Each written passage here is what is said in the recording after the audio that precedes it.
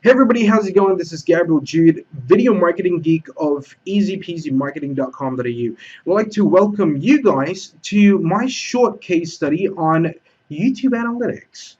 Okay, now what really inspired me to do this YouTube analytics was just yesterday, I believe. I literally had, because of some adjustments that I made to my video after doing some analysis on the data that was presented to me by YouTube Analytics, I was able to actually increase my views by tenfolds. All right, and this is what I actually said on my Facebook status update. Because of some of the data that I received from YouTube Analytics, I made some adjustments to my video, and my views skyrocketed literally overnight. Okay, 649 views to 4,937 views. And I from there I had a couple of comments, like, asking me how I did that. And I received a couple of private messages from people asking me if I could actually share with them how I was able to accomplish that. And that is the inspiration behind this, why I'm doing this video. The second inspiration behind why I'm doing this video is because I really want to encourage people to go and spend some time, either on a daily basis or on a weekly basis, to really analyze the analytics that YouTube has actually given them, because there are a lot of golden nuggets in there. It will help a lot of people understand, how they can improve their videos, how they can actually improve their content. It would also help people to actually understand the audience a lot better. All right, so let's really get down to the nick of things with regards to this simple case study that I did. All right. Now, I just recently came back from a Europe trip. I was just a couple of metal festivals that I was actually going to, and one of the festivals that I went to was Summerbreeze 2012. So I came across a particular scene that I found pretty cool. People pretending that they were rowing boats. All right, and it was a very, very cool thing for me. Um, I get excited over these little things. So from there, I decided to actually record the whole thing, and I just uploaded it onto YouTube. Now, prior to actually changing the titles, the tags, and the descriptions, my title of this specific video was just "Epic Viking Rowing at Summerbreeze 2012." All right, as you can see, I received a couple of comments. And this was my original title before changing to amon Summerbreeze 2012 Epic Viking Rowing. Now, here's the thing. Why did I make this change from Epic Viking Rowing at Summerbreeze 2012 to amon Summerbreeze 2012 Epic Viking Rowing? It's because of the data that I basically analyzed from the YouTube analytics. Okay, so let me just share with you. Let me share with you when it first came out. When I first started out, I uploaded the video on the 20th of August 2012, and from 20th of August all the way up to the 5th of September, I had only 645 views. All right, and to me it was a pretty good result, because I wasn't doing any sort of marketing whatsoever. The only thing that I did was just I only embedded this specific video on my Facebook account, and that was just pretty much it. But what I always try to do is that I always try and figure out how I can actually improve myself, how can I actually do better. And I came across a video, let me just type it out, and I came across a video that was similar to mine that was uploaded 3 years ago, and it has 36,000 overviews. So I know that at that point of time, having 645 views, while it's a pretty decent result because I didn't do much marketing, I knew that there was room for growth. All right. So what I then decided to do was that I decided to actually analyze where my traffic, where my traffic is coming from. How are people finding my videos? So I started looking at three specific data. All right. The first data that I was looking at was obviously my YouTube search. I started looking for my traffic sources. So the first thing that I started looking at was the YouTube search. So I had 169 views from there, which amounted to like 26.2%. So I wanted to find out what people were typing in to actually find this specific video. So I realized that a vast majority of these searches, or these keywords, were related to amon. Now, as I've shared with you before, initially my video, the titles, the description, and the tags did not have amon. So I knew that, number one, a lot of people were searching for amon, and that was how they found my video. All right. Now, the second thing that I realized was the comments aspect. Okay. When I started looking into the comments, I started to realize that people were talking about amon again. All right. And one of the things that I actually noticed, I believe it's somewhere around here, was yeah, Amon has the best audience. That means I know that fans of Amon would actually be looking for stuff on YouTube or in Google with regards to Amon videos.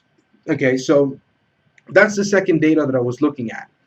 The third data that I was looking at was in terms of the views, was looking at the related views, okay, the suggested video. All right. So I noticed that, suggested video could be related videos, and I noticed that a lot of people prior to watching this specific video, they were watching Amon videos as well. So because of these three datas, looking at the suggested videos, looking at the type of keywords that people are typing in to actually and ultimately stumble across my videos, what people were commenting about in this specific video, it made a lot of sense to me that I needed to have this keyword amon in my titles, in my tags, in my description. So from Epic Viking Rowing at Summerbreeze 2012, I decided to actually shift my video around, change the titles, tags, and description to amon Summerbreeze 2012 Epic Viking Rowing. All right, as you can actually see over here, playback location.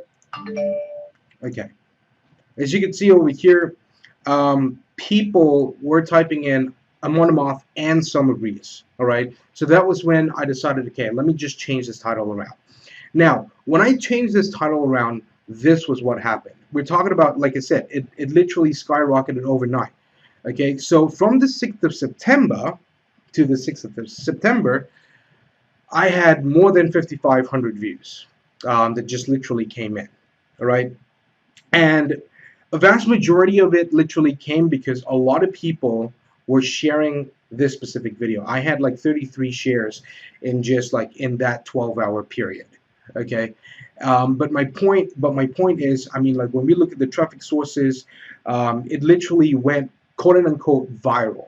Now, to me, my perception of virality is how easy are you making it for people to actually share your videos? How shareable is your videos? All right. The more easy it is for people to share, the more viral your video would actually become. So, I mean, this was what happened. I basically made it a lot easier for people to find my video by typing a monomoth or Summerbreeze 2012. And because of that, people found my videos easier. And the more people that started watching my video, obviously that led to more people sharing the content that I basically uploaded. Okay, so if I didn't look at the analytics, I mean, let's be perfectly honest here. If I didn't look at this statistic, or if I didn't look at the data, like how were people finding my video? If I didn't look at the comments, what were people talking about in my video? If I didn't really look at, like where, what are the related videos that ultimately led people to my video, then I wouldn't actually be able to understand that what people are looking for is Amon Amarth. They're not looking for Epic Viking Rowing, they're looking for Amon Amarth. And because of the fact that I made that change and give people what they want, that actually led to me having this amount, or rather should I say this amount of views from this specific video by itself. And the videos are increasing right now as we speak. The last time I checked, I've got over 7,000 views, and this is, like I said, this is again without me doing any sort of marketing. The only marketing that I did was just sharing that link with my buddies on Facebook.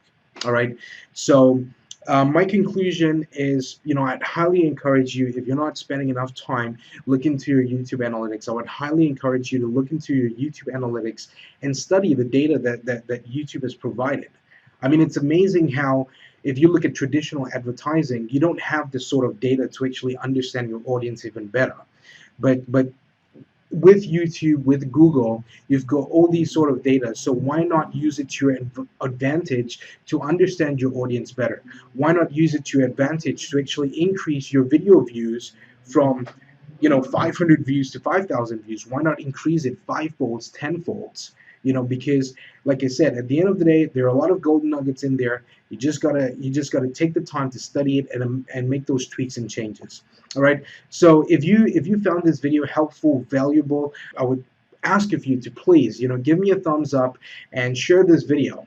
If you've got any questions, comments, and concerns as relates to video marketing or YouTube marketing, please leave a comment below, or hit me up on Facebook, and I'd be more than happy to be of service and answer as many questions as you have.